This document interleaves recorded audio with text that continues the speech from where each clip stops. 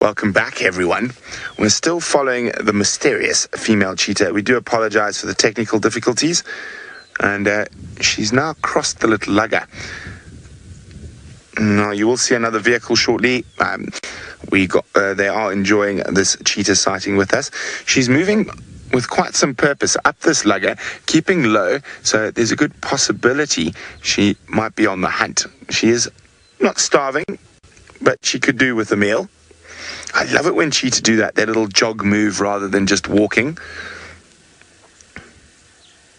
Now, there is a male Thompson's gazelle up ahead. Now, I don't think she's seen it, and he hasn't seen her either. And we're going to just get up ahead of her again. Remember, this is coming to you 100% live from the Masai Mara in Kenya. And we are busy competing and birding big day. But at the same time, we're following a cheetah on the hunt. Isn't that exciting? Something for the mammal lovers, something for the bird lovers.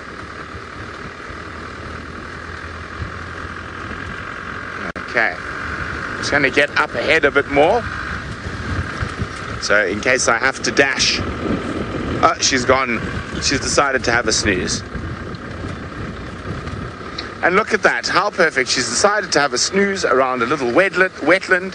So maybe we can add a bird or two to our list.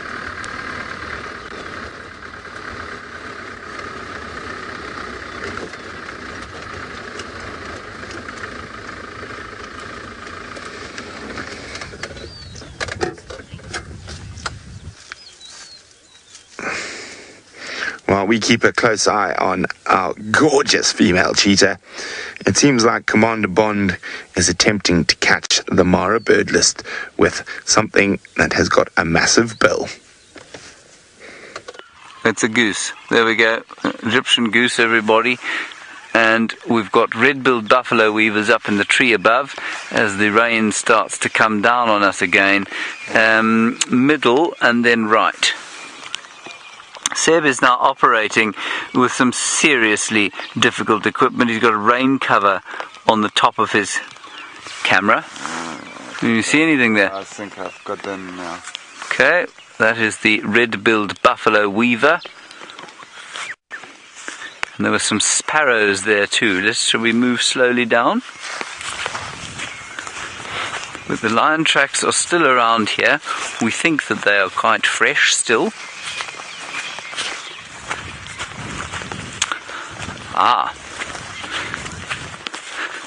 Now, Morning Glory, you reckon that the lioness brought the cubs down and went north of the dam. Okay, there we got a hornbill. Red-billed hornbill. Can you see it there, Seb?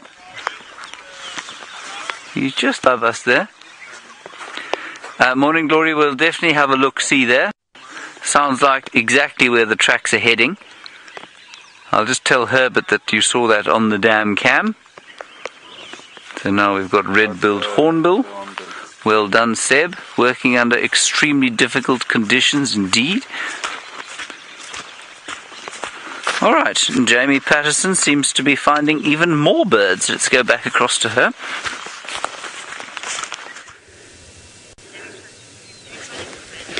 We have found more birds for you indeed, and in fact we've got quite an unusual sight here of a pair, no, not even a pair, a group of white-bellied bustards.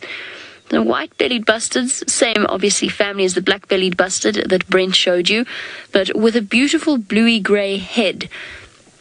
And I'm just checking to see, I think we've got a collection of at least 2 males, 3 males. There was a 4th, but I've lost it. We had 4 male white-bellied bustard all gathered together, obviously looking to see if a female will choose them over their fellow compatriots. So white-bellied bustard, a bird to add to our birding list today.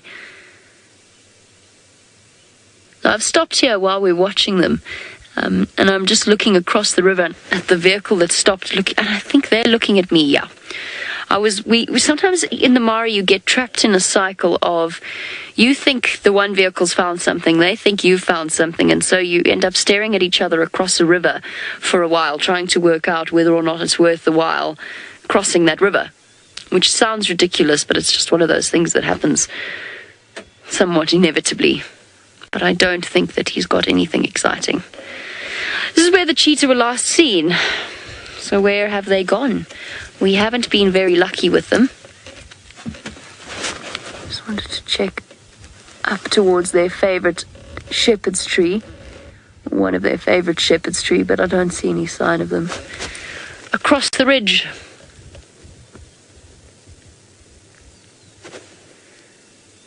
Okay, let us head towards Balloon Crossing. It's odd that we didn't have signal here. Let me go around the ridge rather than down. Otherwise, I'm going to make Kirsty's life very difficult.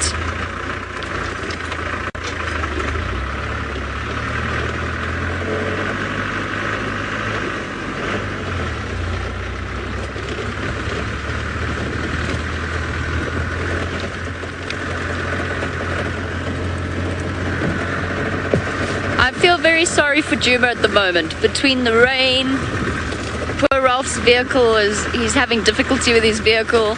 He's thrown into the deep end with one of our competitions. I almost feel a little unfair stopping for every bird. Not enough though. I'll still do it, but because the afternoon is yet to come, and that's when we're at a massive, massive disadvantage. Yes, we get an entire hour and a half to ourselves.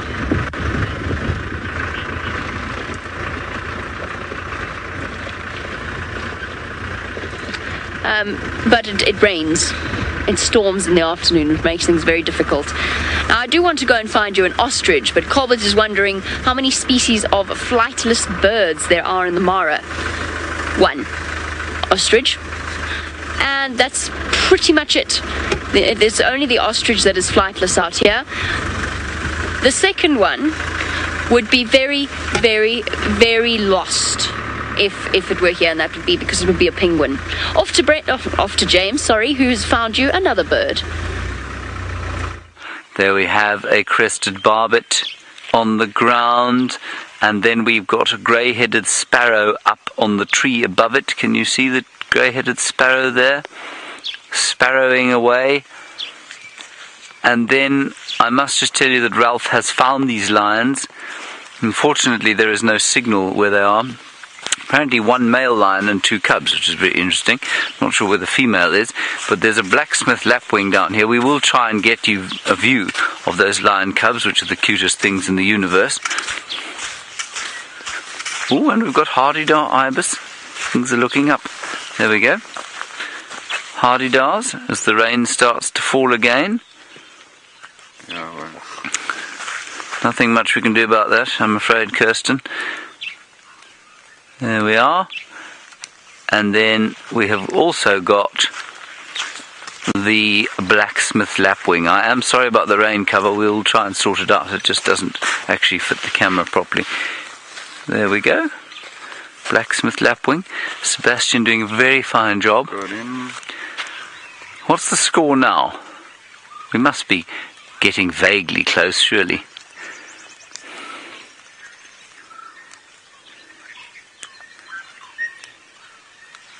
And the viewers are going to give us an answer. I think we're probably quite a few behind still, but we must be getting better, must be getting nearer. What about a little plover, perhaps? A 3-banded plover. Now there is a wood sandpiper. Can you see the hardy-dars? Just beyond them, there's a little patch of mud extending into the water. You got him there? So if you follow the shoreline from the hardy-dars, and then just to the right you'll see the little sort of peninsula sticking into the water. Yes, I've got the peninsula. Oh yeah, I've got him. Right, there's the wood sandpiper. Ravi, you say that birds have such strange names. They do, don't they? Some of them are completely ridiculous, like that, what used to be the Melba finch, that beautiful green-winged Pytilia we saw earlier today. I mean, what a ridiculous thing. I'm just going to move the fringe out of your eyes, everybody, so that you don't have it quite so much in your face. How's that, Seb? Yeah. Better? Okay, good. Then there is the sound of a sunbird in here somewhere. There it is it? Just going to look up into the trees here.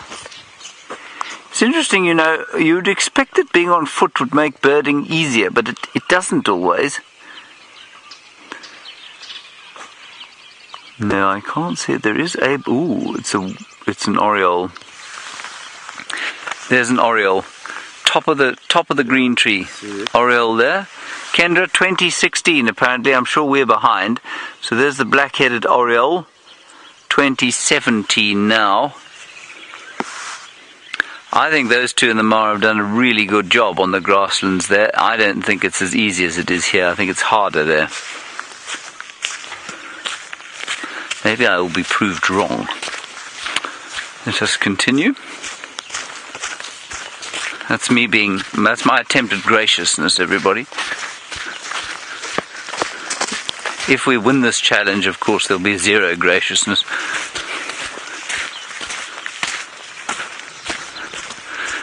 So I would love to know what's going on with those lions. We will desperately try and find out if we cannot perhaps wangle some signal somehow. But a male with 2 cubs, with no lioness there, must be quite something.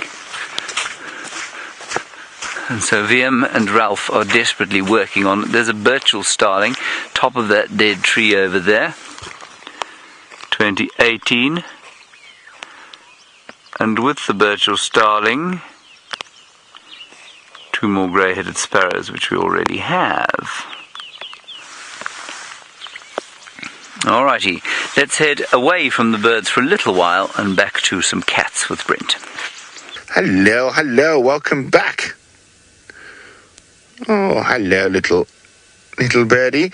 Now, that is a bird we have not seen just yet. It's not the more common rufous-naped lark. You can see it's got a very distinct eye stripe.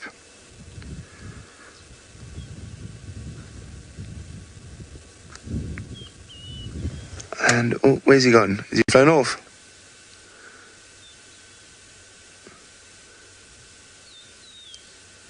Very distinct eye stripe.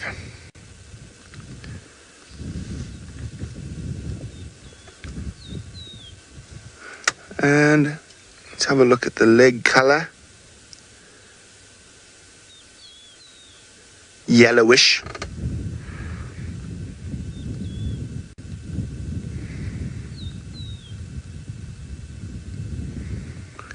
And it might not be a lark after all.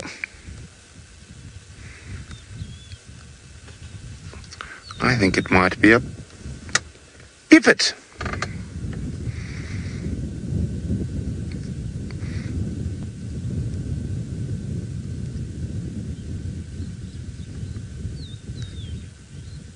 And there we go. That is what it is. It is a pipit, which should be a new one for a lot of people's Mara bird lists. Just want to double check. There's 2 pipits it could be. So we just want to look at its beak. Has he got a darker top and a lighter bottom there, Manu? What do you think? I think he does. Yep, he does. So plain backed pipit. Another one for the Mara bird list. But of course, we're not only looking at birds at the moment here in the Mara. Because just across a little marsh is Amani, the female cheetah. Hang on. She's on the stalk. She's just spotted a Thompson's gazelle that's gone to sleep close to her. Let's go live with the action, please, guys.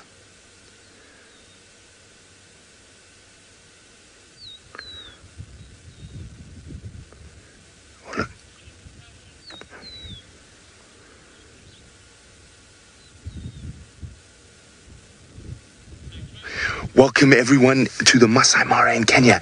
We are with Amani, a female cheetah who is stalking up to a sleeping Thompson's gazelle.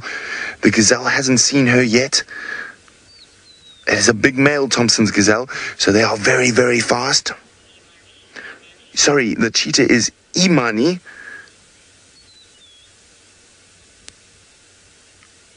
this. She's getting very, very close now. She wants to be as close as possible. Oh, there we go. She's gone flat. Making sure the gazelle doesn't see her. She needs to be as close as possible to make sure she has a chance at catching that Thompson's gazelle.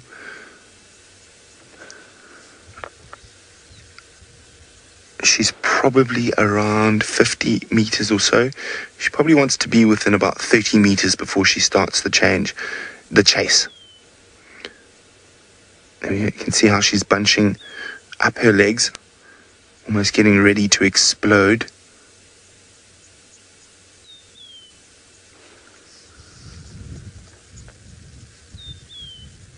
This is very, very exciting.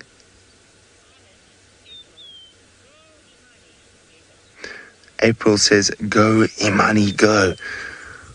Well, she's going to have to really go to keep up and catch that Thompson's gazelle. Now, Thompson's gazelle's main... Oh, there's some more walking in. As long as she doesn't get spotted by that male, the others might even walk right into her, making it a little bit easier. I think they're a little bit far, though.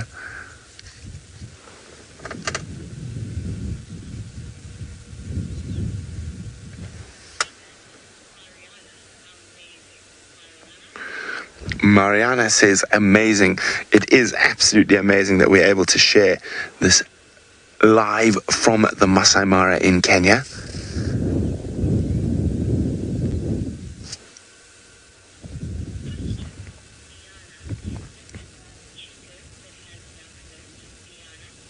Diana would like to know, is this one of the cheetahs that has youngsters?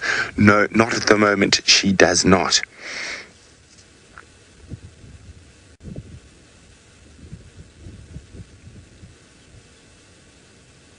She almost looks like she's waiting for that Thompson's to just go back to sleep again.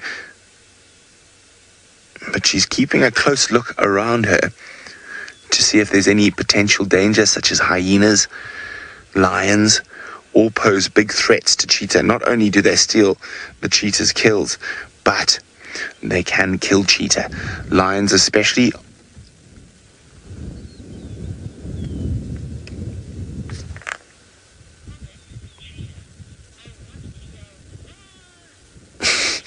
Katrina says she wants to yell, run! Katrina, would you like to yell, run to the cheetah or to the Thompson's gazelle? Whose team are you on?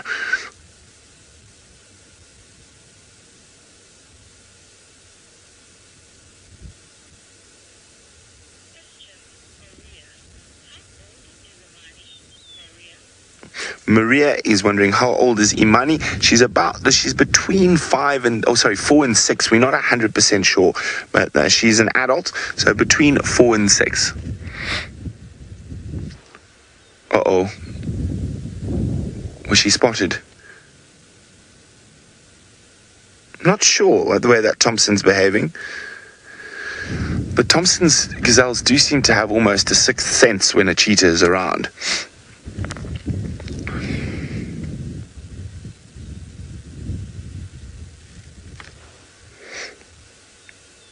There we go, she's watching it again. And Jana is wondering, is she alone? Yes, she is. Female cheetahs spend a lot of time alone unless they have cubs or they're mating. Male cheetah will often form coalitions, which is a group of males to defend an area, whereas female cheetahs are very solitary. They don't have set territories, but they have very large home ranges. And there's actually very, very little sort of physical confrontation ever between female cheetah. Even if they come across each other, they just seem to skirt around each other rather than fight with each other like lions or leopards would do.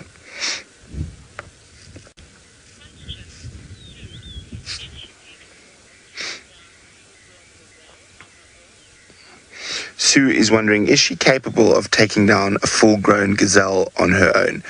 Most definitely, Sue. She is incredibly capable of doing that. Thompson's gazelles and small to medium-sized antelope will make up the majority of her diet.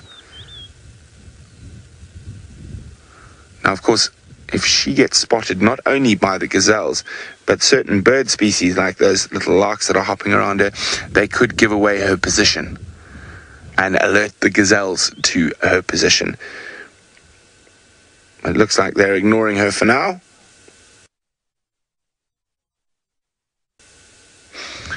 And she seems to have lost interest in her stalk. When we came to her, she was stalking towards that gazelle. And I wonder if he spotted her. If he has, she knows that he'll have too much of a head start. No, oh, she's changing position again.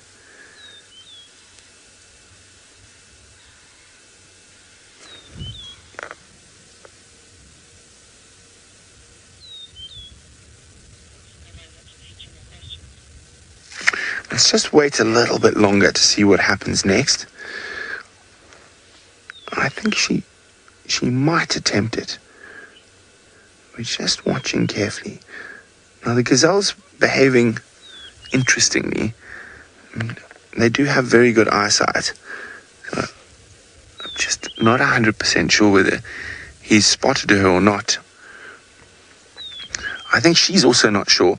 She's sort of sitting half stalk mode, half not.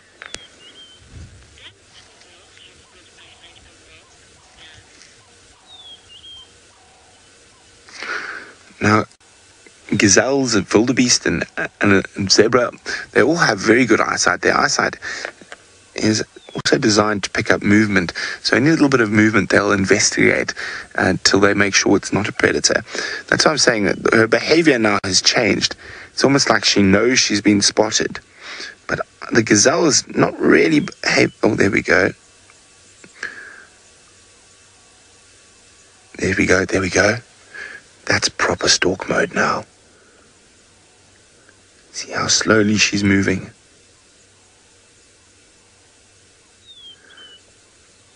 So the gazelle has not seen her yet.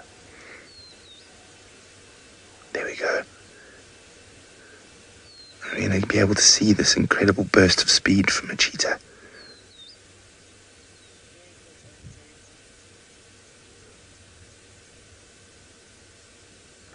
Now, a gazelle's main defense, of course, is their speed, but also their agility. They can jink and turn. Here we go, she's getting ready to go now. She would definitely prefer if the gazelle was facing the other direction, because often what is the first thing that gives away the cheetah's presence is when they're running fast. The gazelle will pick up the sound of their feet.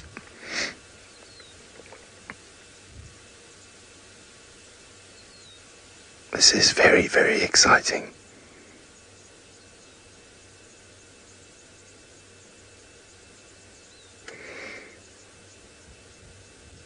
See, every time the gazelle sort of looks down or shakes its head, she steals a few extra meters.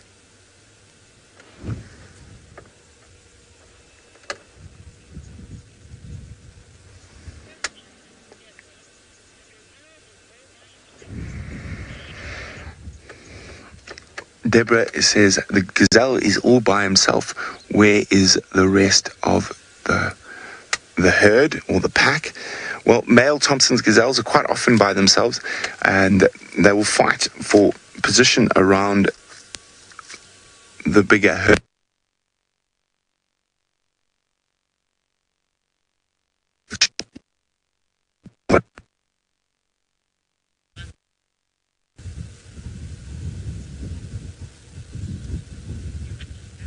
Sorry about that. We are live in the middle of the African bush, so sometimes we do have a few technical difficulties. Of course, thankfully, she didn't make the charge during that technical difficulty. I'd say she's probably on her next little sneak is that when she's going to make the charge, unless she gets spotted. Sarah is wondering how dangerous are the gazelle's horns. The gazelle's horns are actually more for fighting with other gazelles than defense against predators, and normally the cheetah and other predators are adept at staying out of their way, so they're not a big threat to the cheetah.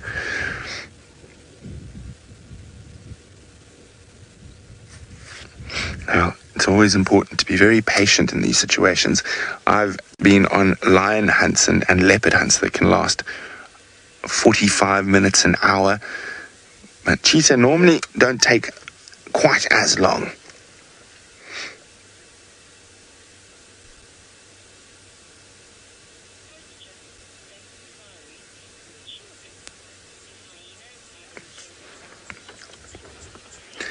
Beck's Safari is wondering, will she abort the hunt if hyenas are in close proximity?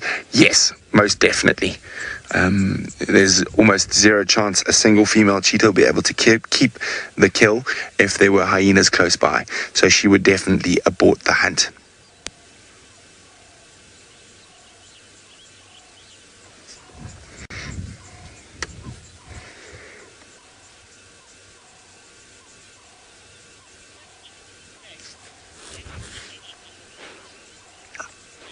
Craig is wondering, do we see any other predators around?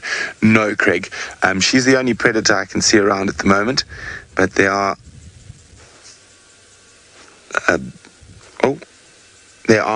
some more Thompson's gazelles, but quite far away.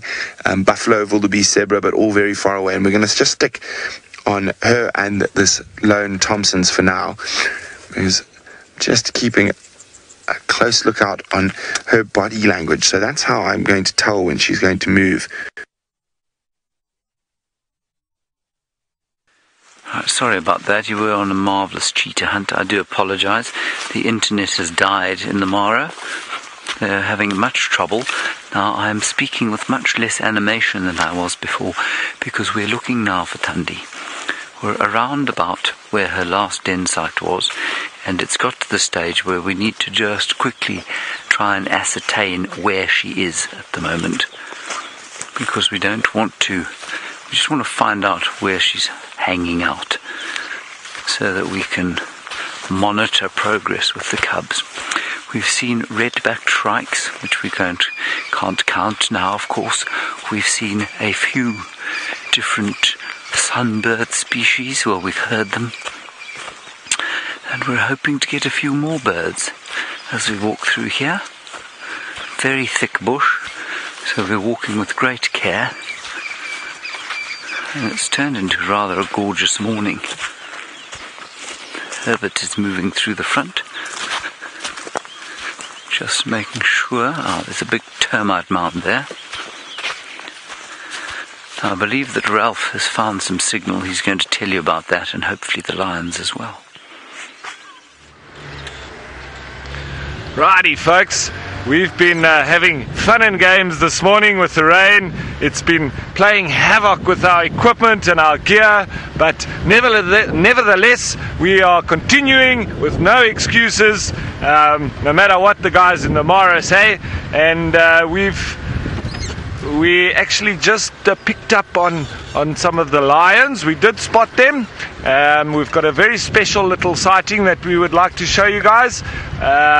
We were there, but we had some gremlins, so we had to extract and just fix things up a little bit, and now we're on our way back there. So I've got something fantastic to show you coming up.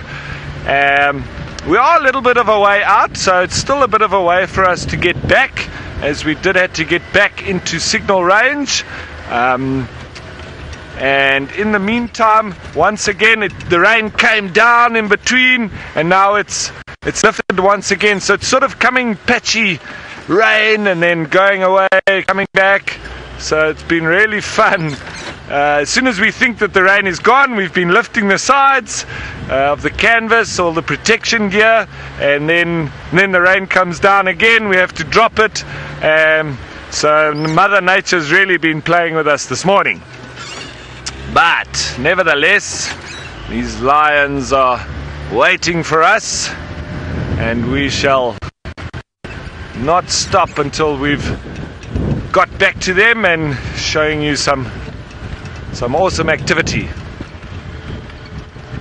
Right, I'm going to look for these lions, and I think Jamie has got some of the little things that they like to eat.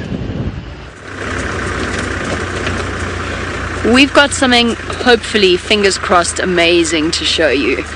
I'm just going to try and get us into a good position with...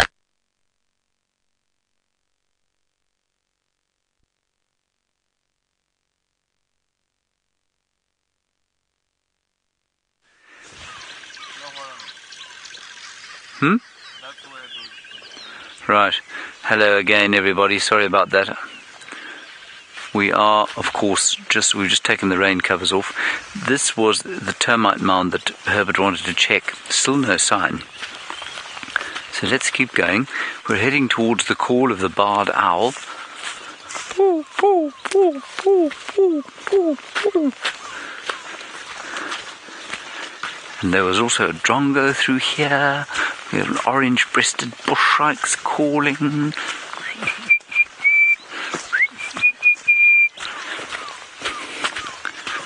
It's such a lovely morning, and there's always just that little kind of twinge of excitement as you know you may step into a leopard.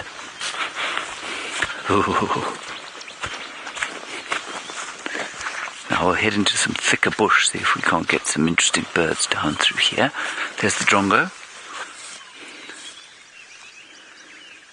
We got him? Yeah, got him. Hooray, number 19 if I'm not mistaken. Well done, Sebastian. Quick on the draw.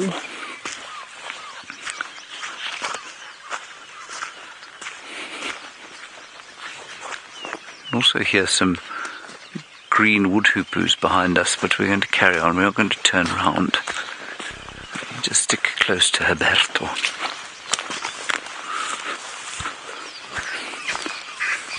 Some franklins. Just look at the scene. Isn't it a scene of marvellous wilderness? All these trees, different layers, different colours of green, all underneath a, well, gunmetal sky, with a little bit of sun shining in from the east.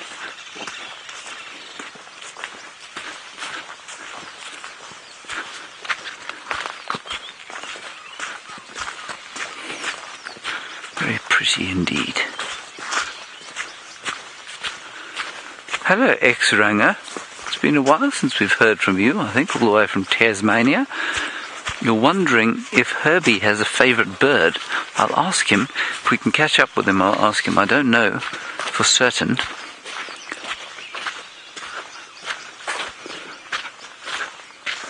Just spend a second here.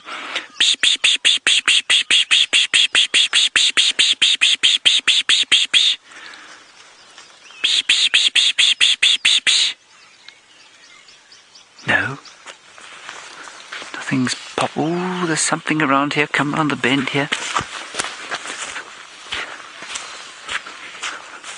I think this is one of the very last places I saw Kruger with the two cubs. Ex-Ranger, I will ask Herbie as soon as we've caught up with him. He's just concentrating at the moment.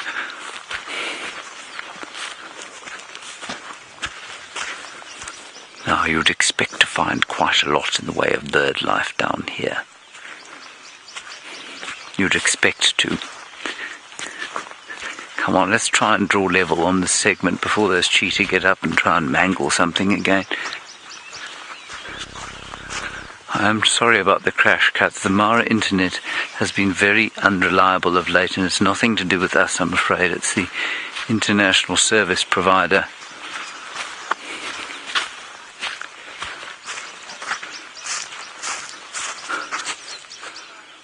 Scarlett, you're wondering if there are any birds at Djuma that will swoop down upon me. You mean as in try and carry me away? Scarlett, I'm not that small. Do I look that small? Oh, you mean bomb us like a lapwing might? Yes, absolutely. A lapwing will certainly will bomb us if we get in its way. You might find one or two other species would as well if we got close enough to their nests. Certainly, if you get close to an eagle's nest, you'll get bombed. There's a woodland kingfisher in this tree. We need to try and spot it because we haven't spotted a woodland kingfisher yet, and it would be a deep tragedy were we not to have a woodland kingfisher on our list. There it is. Oh, that's the thickest tree in the world. Let's keep going. We should be able to get one. You got him. You're a genius. Well done. I think that draws the scores level, doesn't it? I think that must be 20 all. Yeah. Well done, Seb. Good job.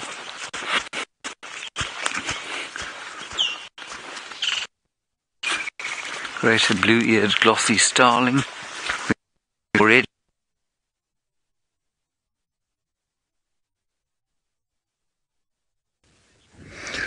Welcome back, everyone. We're still with Imani as she's on the move.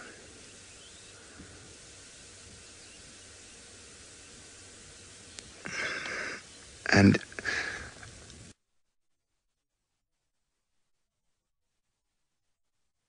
it does seem that when the weather gets inclement like this, things become a lot more difficult from a broadcast point of view.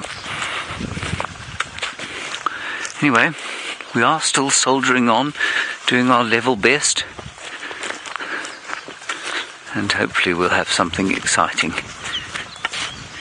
shortly.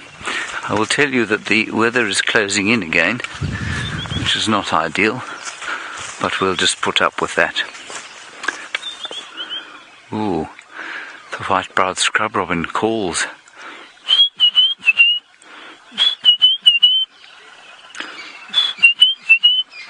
Ooh. Did you get it? It's a bunny. Have you got the bunny? Yeah, he's gone now. Philip, you say you're doing a gremlin count and we have 21 each. Thank you very much for that, Philip. Yes, I'm sorry about the gremlins.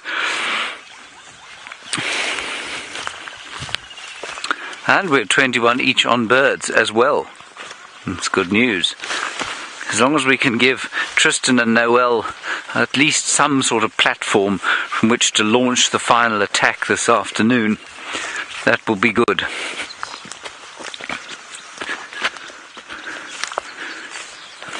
Let us carry on this way. Everyone wanted to be part of Birding Big Day. So we had Ralph and me this morning. Ooh, there's a woodpecker. Wait, where is it?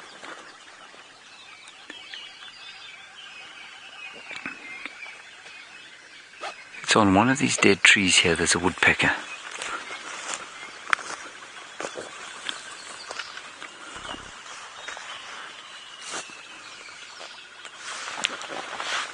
One second, everyone. Let's see if we can find him.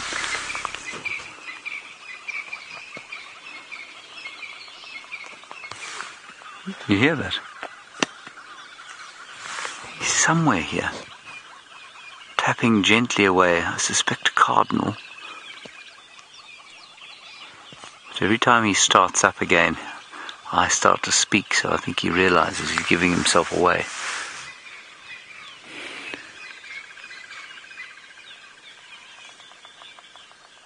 There, can you hear him? Yeah, it's quite far, no? It is, well, it's either far or gentle.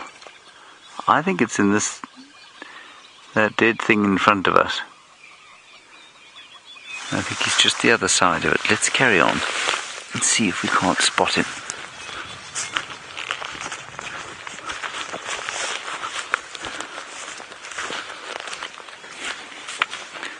The cardinal woodpecker.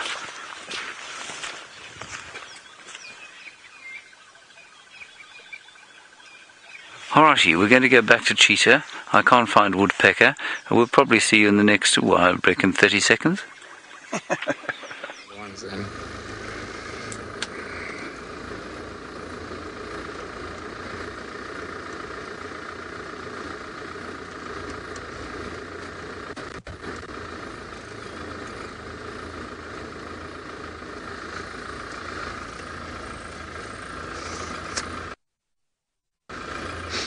There's a grant.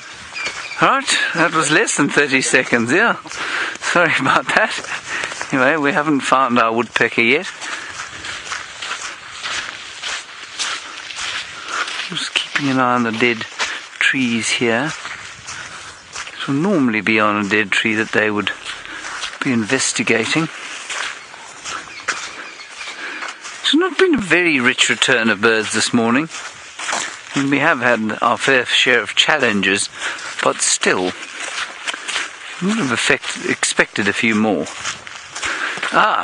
Becky, you say, what exactly is Birding Big Day? Well, it's a day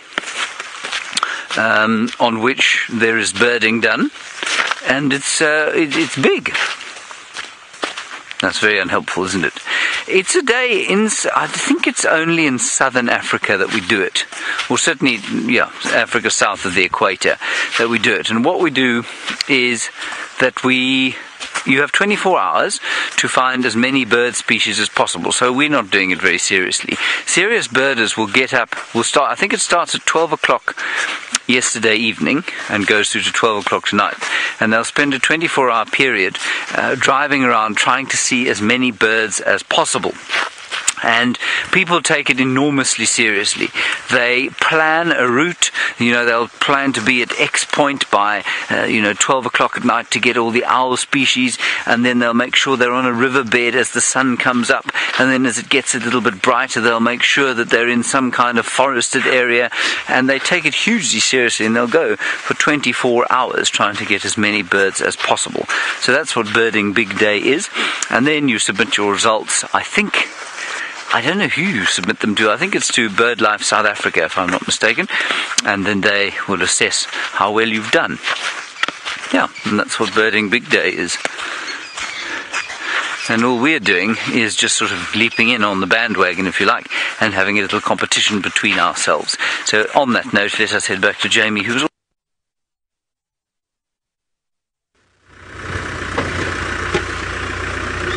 We are essentially enjoying a competition between ourselves. I'm very sorry, I really wanted to show you those tiny baby warthogs, but our internet disappeared and Mum was a little bit nervous. I didn't really want to push it or stay with her. So we've moved on. Should be okay, shouldn't it? Should be alright. Maybe a fast movement is called for here.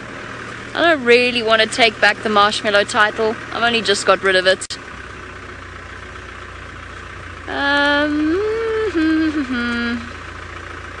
It's a risk. It's definitely a risk.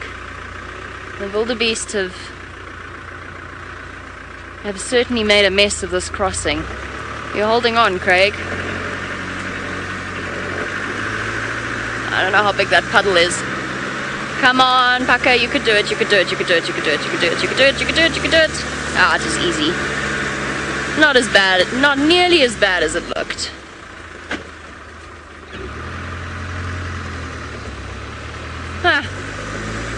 Don't even know why I was worried.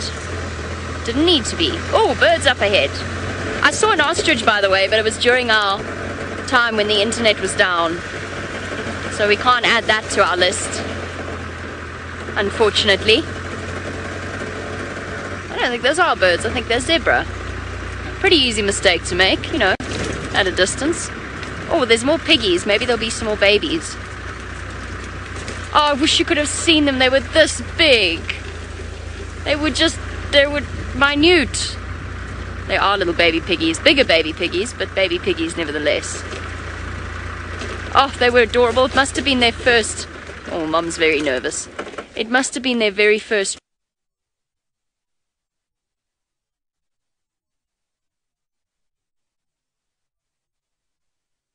Turn now to return into this lion sighting, and it's quite exciting. They're still in the place that we left them, and there's been lots of activity around. Everybody got very excited when I called them in, so they obviously took over our position, but we're gonna make our way back in there shortly. Apologies for all the tech problems that's going on. These things, sometimes they're a little bit out of your control, but everybody's working hard behind the scenes to make sure that everything is up and running, and we've been doing the same with our vehicle and our little mini tech problems on board as well. Our water mixes with gear. It's not easy, huh? So I'm just going to find out if how this line up is going. Hi Aubrey, Ralph here, Wildeth. Any chance I can start to approach?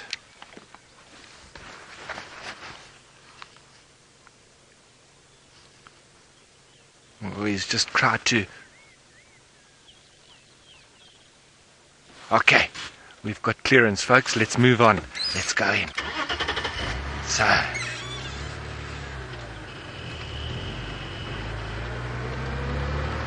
Okay, it's not far up this road. We obviously, when we're giving that respect once again for any of the new viewers.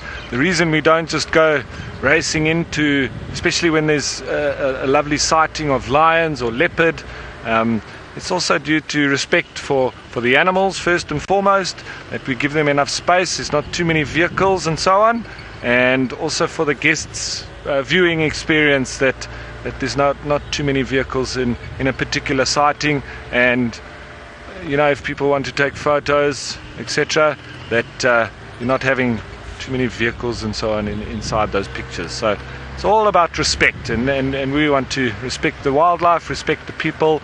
We're part of this environment, but we want to maintain the...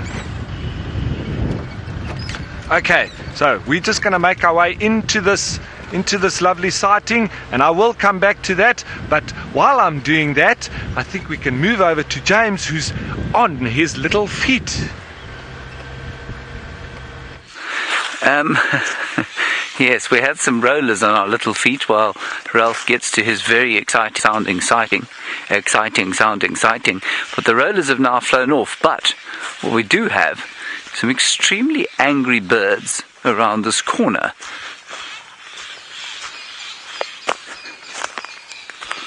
It's starlings shouting at something. I think it could be a slender mongoose. I'm just guessing there. It's a predator or a snake? Yeah. What is it? A bunny. It's a bunny. They're shouting at a bunny. Behind those bushes now. It's really not very brave of them at all. I can hear the rollers again. There's the bunny. You've got the bunny. Well done. There's a grey go-away bird up to the left. Can you see it there? Straight in front of us, and the roller on the same tree. I've got something here. Look. What is this? That is the roller, and then down and to the left there is a grey go-away bird. No, that was a grey go-away bird, sorry. Oh yeah. If you go up, right, yeah, and then you go up and right, you've got the roller. The roller now. Marvellous. That's another 2. 23. On fire. The rain is starting to pitter-patter down again. This bunny is remarkable. There it is. There's no idea we're here.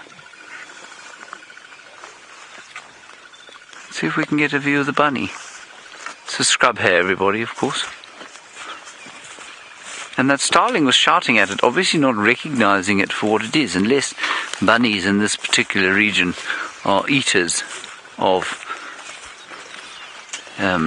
starlings, which I imagine is unlikely.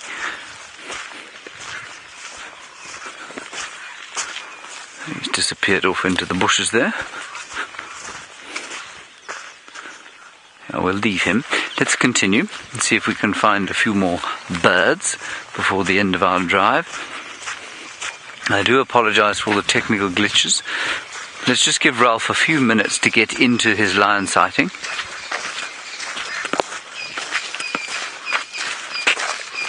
We have a question tweeted through from Hosanna, I think.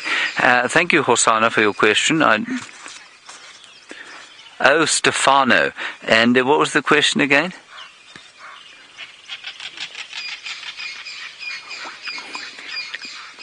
Which cuckoo species have been the most abundant lately? I think that the African cuckoo is much more abundant than we think it is, because they're difficult to see, but you hear them quite a lot, and they seem to live in the widest ranging habitat. They live in all the sort of woodland areas. So I'm going to go with the African cuckoo. I think that's the most abundant. You don't hear them as much as you hear the red-chested or the black cuckoos or the Diedrichs, but they tend to have slightly more specific habitat preferences. So the red-chested cuckoo and the black cuckoo only in sort of riverine areas. The Diedrich's cuckoo, just away from the rivers, I guess, but not quite as ubiquitous as the African. So I'm going to go with the African. There's some impala up there, but they've run off naturally. Oh, yes, they have. Forget about them. We'll just keep walking gently through here and see if we can't. Is it still there? Yeah. I don't know if any of you remember this, but we did a segment here last year on Endangered Wildlife Species Day. Was it this year? Yes. That's right, it was this year. And I made a pangolin. Exceptional job that I did. I forget who else attempted making something. Byron, I think, and Jamie. And they were both terrible as far as I remember it. And the winner on the day was Herbert, who made a rhino. And this is what remains of Herbert's rhino. So its quality, is inestimable. It has survived the winter, and there it is. I mean, it is not really recognizable as a rhino anymore, but he made it from the clay in this very pan. I made a pangolin, as I said. It was an exceptional example of sculpture, and I kept it on the front of my car for a little while until I braked too hard and it fell off.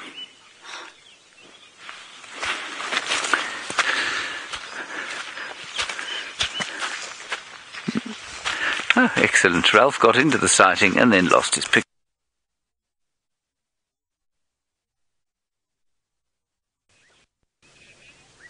Right, folks, we finally managed to get in close with this lion group here. A big male on the right-hand side, as you can see, and Wiem just zoomed out. There's a female with 2 cubs as well, but this is a big male. And there we go back to the female. There's 2 cubs there.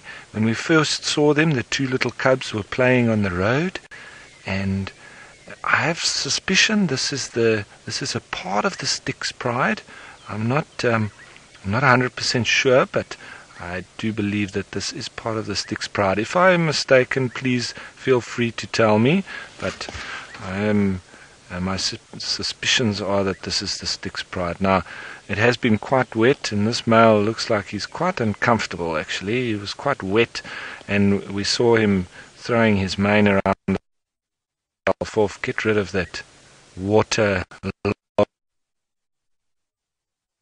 We've been getting soaked too, so everybody's been a little bit under the weather, if you want to say, not sick.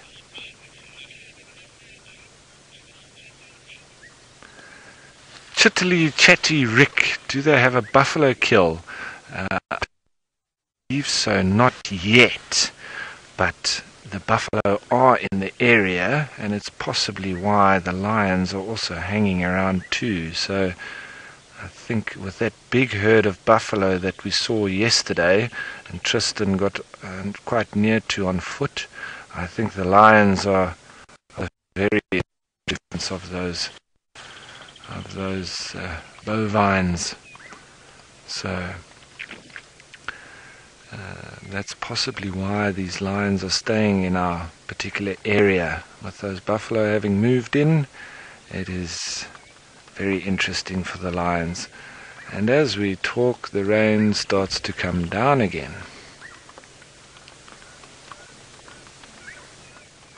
Right, as we're sitting here, folks, and obviously on the right-hand side here, you can see at the back end there of this male, he's got external testes. Now, not all mammals do have testes, but there is something quite interesting, and there's a term that I would like to throw across to people in the little time that we have left. If anybody wants to have a look up or try and hazard a guess at what the cremasteric reflex is. The cremasteric reflex. It is a very interesting reflex that occurs in mammals, it occurs in humans too, but we don't like talking about it. I'll rather do it about the animals, but it is very, very interesting. There's something that happens around the testes, and it's called the cremasteric reflex. So, let's see what your answers are there. It's nothing perverted, please, let's refrain from that. And it is something very interesting and very natural that occurs in mammals, and specifically mammals that have external testes. It does actually occur in females as well, but let's keep it simple. So this male is actually got a darker coloration to the mane there. He's not moving around too much. I wonder if they were active last night. This morning those cubs were very active, jumping around on the road, but with it being nice and cool like that, it would have been nice for them to be playing.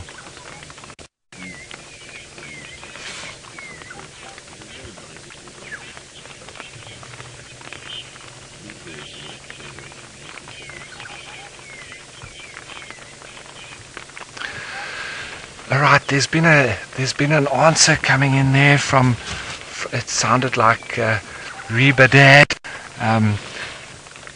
It was quite a long-winded answer there that I got from that.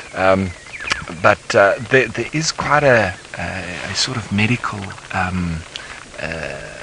reference and a long-winded answer to this specific reflex that I've mentioned, the cremasteric reflex.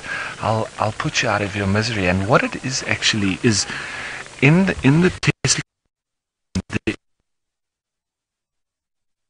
Obviously, that is where the spermatozoid, the sperm, is kept at an ideal temperature. Normally the body is a little bit warmer than what the spermatozoid needs to be kept at to survive.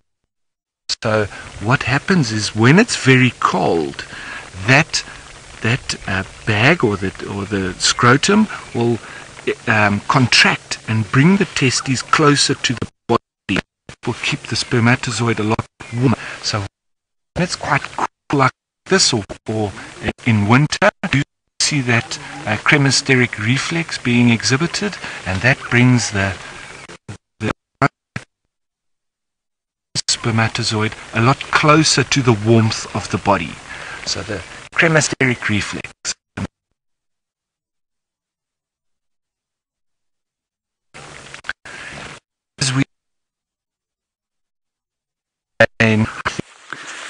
Okay, we're back live again. I must apologize once again for the technical disaster, but it is difficult in the rain, broadcasting high definition signals out of the wilderness like we are.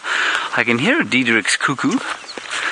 I think the chances of getting it now as the rain starts to fall again quite heavily on us, you're right there, Seb, Yep. are very small. So we'll just have to see what we can find on our last few minutes as we head back towards home. The backpack keeps turning itself off, which is why you keep losing us. I must apologize for that. Here is a shongololo. See it there? You can see it's a much bigger version of the one we had earlier. The worm, as I called it. And as we stop, I'm sure now you can hear the rain starting to fall. Not so much starting as continuing, is it? Yes, quite enthusiastically at the moment. And of course, the first time you get rained on like this, the immediate reaction is to use the cliche, "Oh, this is Africa's greatest blessing. The rain is falling on us. How blessed we are." After about 10 minutes of Africa's blessing, well, you get a little sick and tired of being blessed with quite such enthusiasm. Just ask Brent and Jamie, who have been caught in many, many very enthusiastic blessings delivered by Africa in the Mara over the last little while. Anyway, nothing we can do. It's like that wonderful story of the South African who emigrates to Canada. And here's a snail, a miniature giant land snail, not quite yet giant.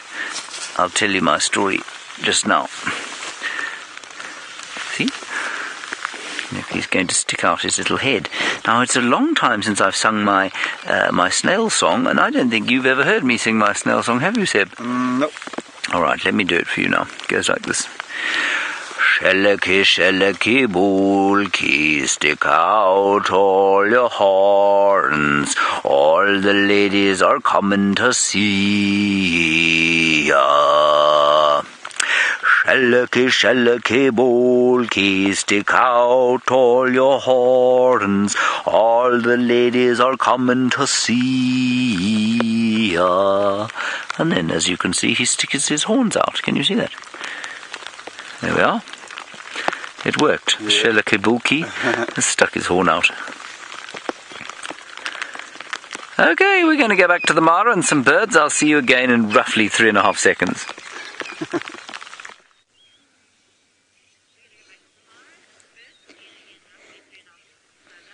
Hopefully we managed to stay long enough to show you the rosy-throated longclaw that we've spotted in the grass. The gremlins are truly playing havoc with us today. Hopefully it all stays okay. We managed that. I thought for one brief second James was going to try and sabotage us by singing to the snail until our bird flew away.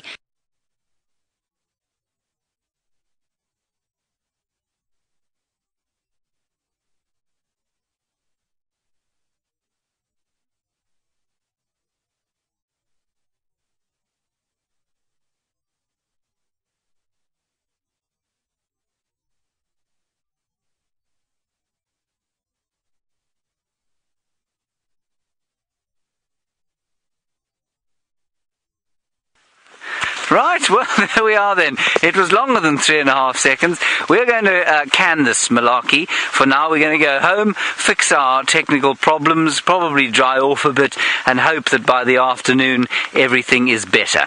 So thank you for joining with us. Thank you for being very patient with us. We will see you later this afternoon. I think we'll start over here at 4 o'clock, of course. In the Mara, it will be at 2:30 that they begin. Until then, thank you once again for being so brave and so stoic with our troubles. We will see you this afternoon. Bye-bye.